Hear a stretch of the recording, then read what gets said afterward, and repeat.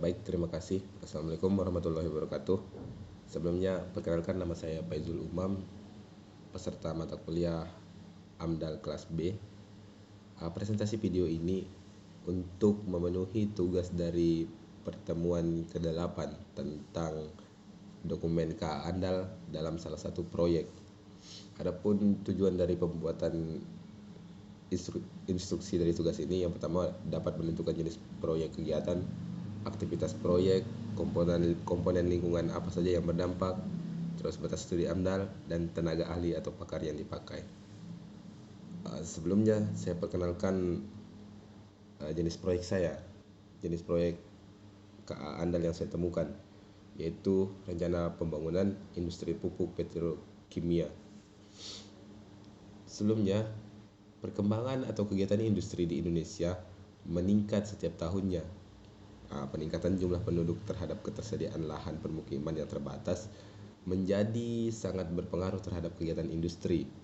Keterbatasan tersebut berdampak terhadap penyusutan lahan pertanian sebagai wadah penghasil sumber pangan masyarakat. Untuk menghindari krisis pangan tersebut, diperlukan suatu inovasi pengendalian lahan terhadap hasil pertanian yang memuaskan. Salah satu cara pengendaliannya yaitu dengan dapat dilakukannya pemberian pupuk sesuai kebutuhan, sehingga proyek pembangunan industri ini didirikan. Jenis proyek ini yaitu rencana pembangunan industri pupuk PT Petrokimia dalam rangka peningkatan kapasitas produksi pangan untuk memenuhi kebutuhan pupuk dan stabilitas pasokan harga pupuk sebagai peran dalam pembangunan infrastruktur nasional. Selanjutnya, aktivitas proyek. Aktivitas proyek ini terbagi menjadi 4. Namun yang pertama-tama aktivitas prakonstruksi atau sebelum dibangunnya suatu proyek atau PT tersebut. Dalam prakonstruksi juga terbagi atas 3, yaitu survei dan investigasi, sosialisasi, dan pembebasan lahan. Survei dan investigasi dimaksudkan pada lokasi rencana usaha atau kegiatan pembangunan, sehingga kegiatan tersebut bertujuan untuk mengetahui kondisi ronda lingkungan awal dan setelah adanya proyek. Kemudian yang kedua, sosialisasi. Sosialisasi ini ditujukan untuk memberikan penjelasan secara umum tentang rencana kegiatan yang akan dilakukan, mulai dari tahap pra maupun didirikannya sebuah gedungnya, agar masyarakat tahu apa tanggapan mereka dan apa keinginan mereka.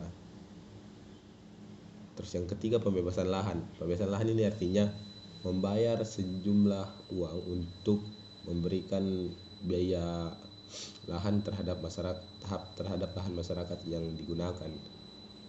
Kemudian yang ke B atau konstruksi tahap pembangunan. Dalam tahap pembangunan terbagi atas 5. Yang pertama, rekrutmen tenaga kerja. Rekrutmen tenaga kerja ini untuk memenuhi kegiatan suatu pembangunan konstruksi pabrik industri pupuk ini. Kemudian aktivitas base camp yang dimana berfungsi sebagai tempat kerja atau sarana pendukung kegiatan proyek untuk keperluan rapat-rapat koordinasi, perencanaan proyek, istirahat, dan lain-lain. Kemudian yang ketiga, mobilisasi tenaga kerja, bahan, dan peralatan. Mobilisasi alat berat menuju lokasi proyek dapat menimbulkan tingkat kemacetan lalu lintas dan frekuensi tinggi, sehingga perlu diadakannya manajemen ketika membangun sebuah proyek. Kemudian persiapan lahan pada tapak proyek. Kegiatan penyiapan lahan ini merupakan pembersihan dengan pemangkasan, penggalian, pengukuran, pengangkutan, sehingga lahan tersebut dapat dibangun pabrik. Kemudian yang terakhir, pembangunan fisik gedung. Kita tahu secara langsung pembangunan fisik gedung artinya membangun gedung tersebut supaya dapat dioperasikan. Kemudian lanjut ke di pasca operasi. Operasi pada proyek ini memiliki artian proses pembangunan gedung dan persiapannya yang sudah rampung sehingga proyek siap dijalankan seperti rekrutmen tenaga kerja, produksi industri pupuk, pembangkitan energi listrik yang digunakan, kegiatan pengelolaan limbah padat, cair, dan gas, serta fasilitas pelayanan umum yang harus dibangun dan dapat dimanfaatkan oleh masyarakat dan sarana prasarana umum lainnya. Kemudian yang kedua, pasca operasi atau setelah kegiatan proyek ini dibubarkan, yaitu yang pertama sosialisasi. Sosialisasi merupakan tahap upaya untuk pemilik perusahaan agar masyarakat tahu bahwa kegiatan ini akan segera dibubarkan. Kemudian yang kedua, pelepasan tenaga kerja.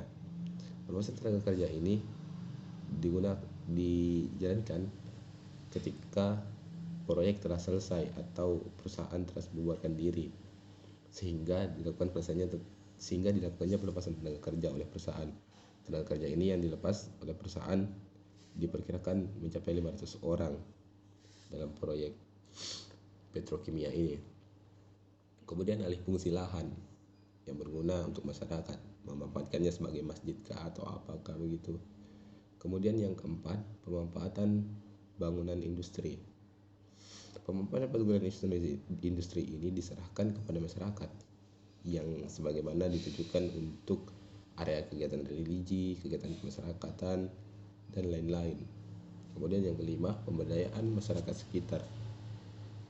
Pemberdayaan masyarakat sekitar dengan cara mengedukasi kepada masyarakat sekitar tentang potensi sumber daya alam yang ada di sekitar publik sehingga mereka dapat memanfaatkannya. Kemudian setelah kegiatan atau aktivitas proyek, tentunya ada komponen lingkungan yang berdampak terhadap pembangunan tersebut. Dalam proyek PT Petrokimia ini, komponen lingkungan yang berdampak negatif yang pertama udara.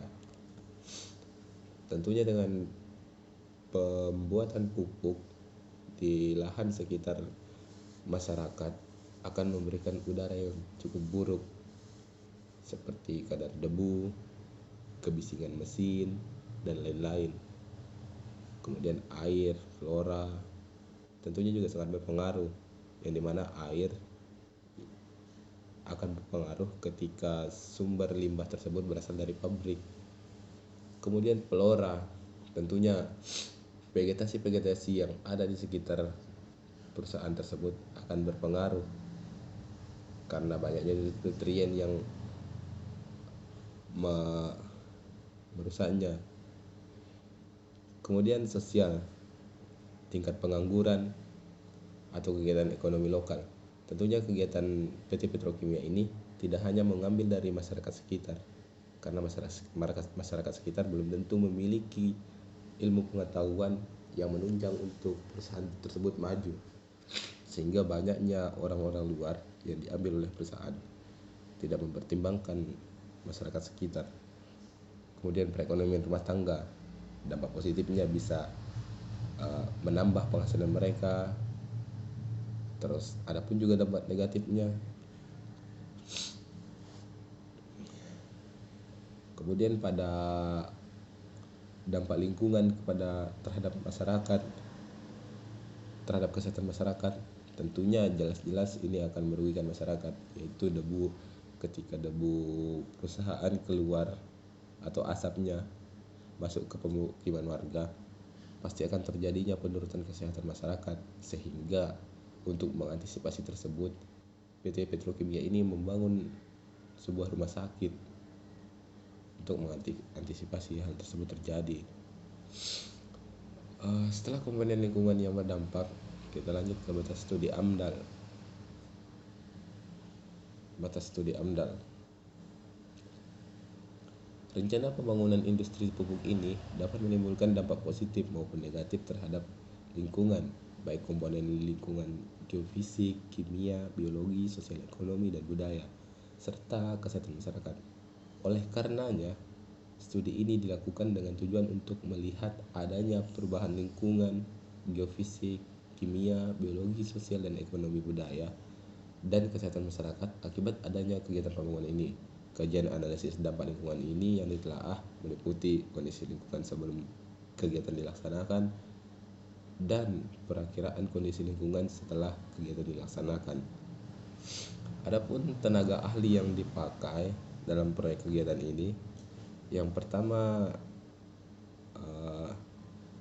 Dr. Insinyur Helmi Wahyu Saputra MT sebagai ketua tim, terus Insinyur Arfananda Prasetyo Siregar sebagai ahli kualitas udara, terus Tirsya Arhasitorus sebagai ahli tata lingkungan, Rosi Aprilia Evita sebagai ahli tata ruang, kemudian Wildan Rahman Gozali sebagai ahli transportasi darat, kemudian Risma Wirajayanti sebagai ahli kesehatan masyarakat, tentunya jelas-jelas fungsinya, terus Ahmad Maulida Rizky sebagai ahli biologi, Septiana Sabrina sebagai ahli geologi, Kiki Firdasyani sebagai ahli hidrologi, Dinda Ratih Manunggali sebagai ahli sivil, terus Ruth Beatrix Wak sebagai ahli kimia, Ferlindo Kurniawan sebagai ahli sosial ekonomi dan budaya, Puspita Rizkyani sebagai asisten tim ahli, kemudian Diajeng Setianing sebagai asisten tim ahli.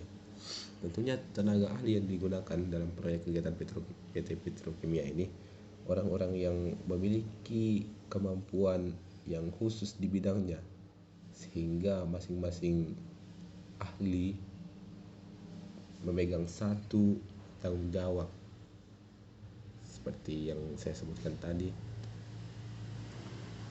Ada yang sebagai ahli biologi, ahli kesehatan masyarakat, ahli hidrologi, semua memiliki peran dan fungsinya masing-masing untuk memfokuskan apa yang mereka kaji.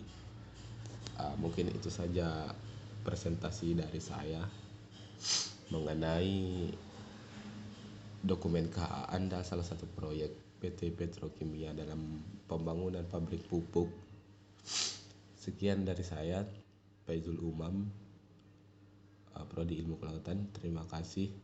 Semoga kita bertemu di proyek kedepannya, dan semoga saya sebagai salah satu orang penting dalam penyusunan AMDAL Anda, seperti salah satu dari pemrakarsa, tim penguji, maupun pemerintahnya. Terima kasih dari saya. Wassalamualaikum warahmatullahi wabarakatuh.